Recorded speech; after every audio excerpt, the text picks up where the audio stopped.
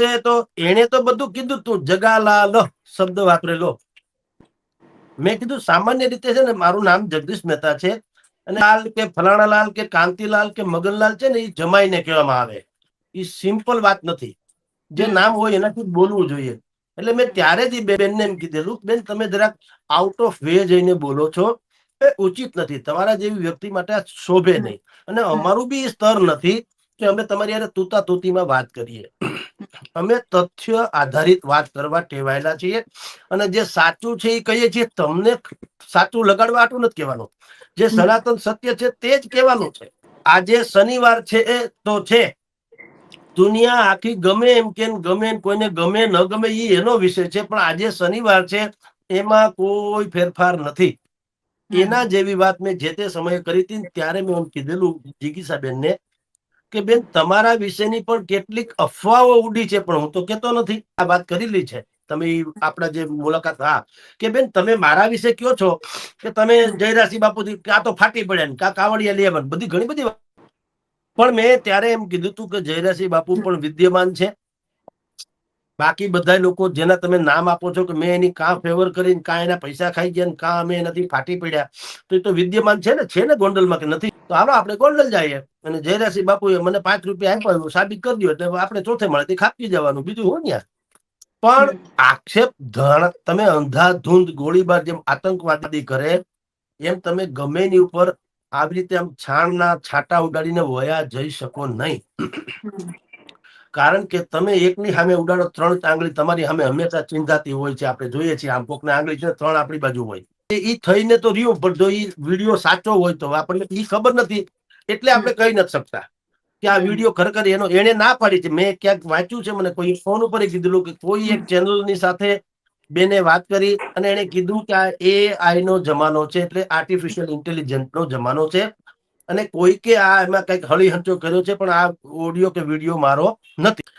આમાં તો બેન નરેશભાઈ પટેલ એને તમારે ભૂંગળા લઈને જવું જોઈએ. તો ઉલ્લેખ છે એવું મેં સાંભળ્યું છે. બ્લેન્ક સીડી લઈને છોકરીનો જે, હા, સીડીમાં છોકરીનો જે ફોટો છે એને તમે બ્લર કરી દો. તમે જુઓ, એ આ જો ઓડિયો જેણે બનાવ્યો હોય ને એનો દોષિત જે હોય તે, આપણે જેને તથાકથિત નાદાન કે બેવકૂફ સમજીએ એવા નથી હોતા બેન. આ દુનિયા એટલી બધી વિશાળ છે, એટલે મને ઘણી વખત આશ્ચર્ય થાય છે. તમે 18 વર્ષે જ મતદાનની કહો છો, 6 થી 7મું વર્ષ થાય કે તો તમે એની પાસેથી ટિકિટ આખી લ્યો. બસમાં 6 વર્ષથી મોટા છોકરાની ટિકિટ આખી લ્યો છો. મતદાનની ઉંમર જે તમે 18 પછી લ્યો છો. એમ હવેના યુગમાં આ જે ઓડિયો કે વિડીયો રજૂ થયો, આ તો નરેશભાઈ પટેલ તો બહુ ખમી ખાય એવા માણસ છે. લેવા પટેલના આવડા મોટા દિગ્ગજ નેતા છે, એટલે ઈ તો ખમી હકે. શક્તિશાળી માણસ છે.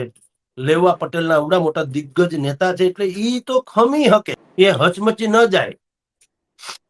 ખૂંદી તો ધરતી ખમે, વાઢી ખમે વનરાય, વેણ કવેણ તો સંત ખમે, જેમ સાયરા નીર સમાય. તમામ નદીઓના પાણી દરિયામાં જાય, દરિયો ક્યારેય છલકાય નહીં. આ ઓડિયોમાં જે આક્ષેપો કરવામાં આવ્યા છે એનાથી નરેશ પટેલ જરાય છળી મરે નહીં. નરેશ પટેલની જે શખ્સિયત છે બધા એને જાણે છે. એની રાજકીય આકાંક્ષાની વાત હોત તો હજી લોકો હા પાડત. જ્ઞાતિવાદ અથવા તો ખોડલધામ પ્રત્યેના સમર્પણની વાત હોત, હજી લોકો હા પાડે. પણ નરેશભાઈને જે નક્ષિક ઓળખનારી કેટલીક વ્યક્તિઓને હું પણ નક્ષિક ઓળખું છું. એના કહેવા અનુસાર નરેશભાઈ નોનવેજ અને નરેશભાઈને કાંઈ લેવા દેવા નહીં. એ આક્ષેપ, અને આમાં આડા ગાડાનો ફેર. નરેશભાઈએ આક્ષેપ લગાવ્યા હતા, પોલિટિકલ હતા. નરેશભાઈ પટેલ ખોડલધામને એપી સેન્ટર બનાવી મારી રાજકીય કારકિર્દીમાં દખલગીરી કરી રહ્યા છે, આવો આક્ષેપ હતો. એ તો પોલિટિકલ હતો. દારૂ એટલે કે શરાબ, શબાબ, માંસ, mutton never.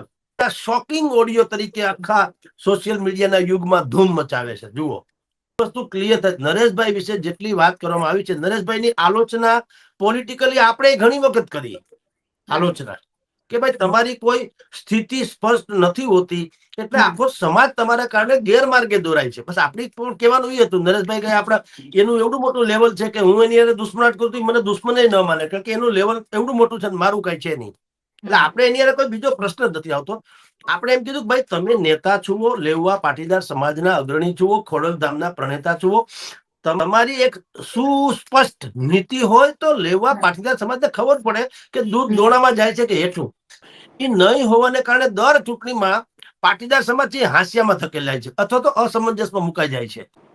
Jayesh Radadiya ઇફકોના director વખતે પણ આક્ષેપ કરાઈ, બેન આક્ષેપ આવા હતા કે ખોડલધામ જે કોઈ ધાર્મિક સંસ્થા છે તેમ છતાં એને ઢાલ બનાવીને, એને નરેશભાઈનું નામ તો નતું જ લીધું, પાછું એને એમ કીધું કે ખોડલધામ એટલે કે ધાર્મિક ટ્રસ્ટને જે લોકો ઢાલ બનાવીને સામાજિક કે રાજકીય હળીહંચો કરી મૂકી દો, એટલે ઇન્ડિકેશન આપ્યું હતું, નામ નતું.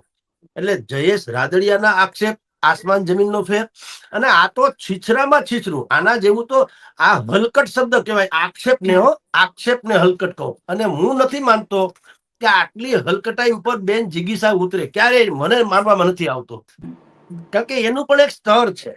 જિગીસાબેન આક્રમક છે, વલણ ધરાવે ને બધું સમજ્યા, પણ અમુક સ્તર આ જે પ્રકારનો ઓડિયો છે એ એટલી હદે જિગીસાબેન ઉતરી જાય અને એ નરેશ પટેલ સામે એ બેન ગળે ઉતરે ની એવી વાત છે. ટુ બી ફ્રેન્ક, આપણી સાથે એને નોકઝોક થઈ એનો અર્થ ઈ નહીં કે અત્યારે મોકો છે તો ત્રાટકો, એવું ન હોય.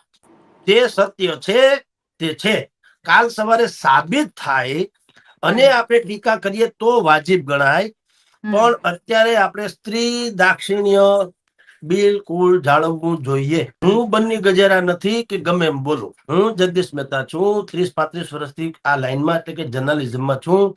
જ્યાં સુધી મારી પાસે કોઈ ઓથેન્ટિક પુરાવો ન હોય, કોઈ પણ વિષય આવો જેને કહી શકાય એવો આપણે આરોપ કે આલોચનામાં ઉતરી શકાય નહીં. પણ ભલે નોકઝોક થઈ તો પણ મારું એવું બેન માનવું છે કે જિગીસાબેન એટલીસ્ટ આટલી હદે તો જાય નહીં, એવું મારું માનવું છે. આ હની ટ્રેપ જેવી છે. હની ટ્રેપમાં તો હાવ છેલ્લી પાયરીના લોકો હોય ઈ ઇન્વોલ્વ હોય. આમાં કઈ આવા સ્ટેટસ જેનું છે, સોશિયલ સ્ટેટસ તો બેનનું છે, એ તો હકીકત છે. આપણે જિગીસાબેનને આક્રમક ઈ કોઈ અપરાધ નથી. ગોપાલ ઇટાલિયા આક્રમક છે, આક્રમક હોવું એ અપરાધ નથી, પણ હની ટ્રેપમાં ફસાવવાની કોશિશ કરવી, એમાં તૈયાર કરવું. અને જેમ અમિત ખૂંટના કેસમાં અનિરુદ્ધસિંહ, રાજદીપસિંહ એ બધાના જે રીતે નામ આવ્યા, હની ટ્રેપની જ વાત હતી ને બેન, એવા કેસમાં ભાઈનું અત્યારે નરેશ પટેલને ફસાવવાની કોઈ કોશિશ કરતું હોય એવું આ ઓડિયો ઉપરથી લાગે છે. તો જિગીસાબેન જાય એવું મને લાગતું નથી. તપાસના, કારણ કે એ આ બધું કરી કોઈ કોણ છે કે ફોરેન્સિક લેબોરેટરીમાં લઈ જાય, એમાં જાંચ તપાસ થાય, કાયદાકીય રીતે પોલીસ તંત્ર જે છે એ આપણને કે હકીકતે આ ઓડિયો સાચો છે, આમાં વાત કરનારા બે પાત્રો છે એ 100 એ 100 છે, તો આપણે 100% કહેવાય કે આ તો હદ કહેવાય.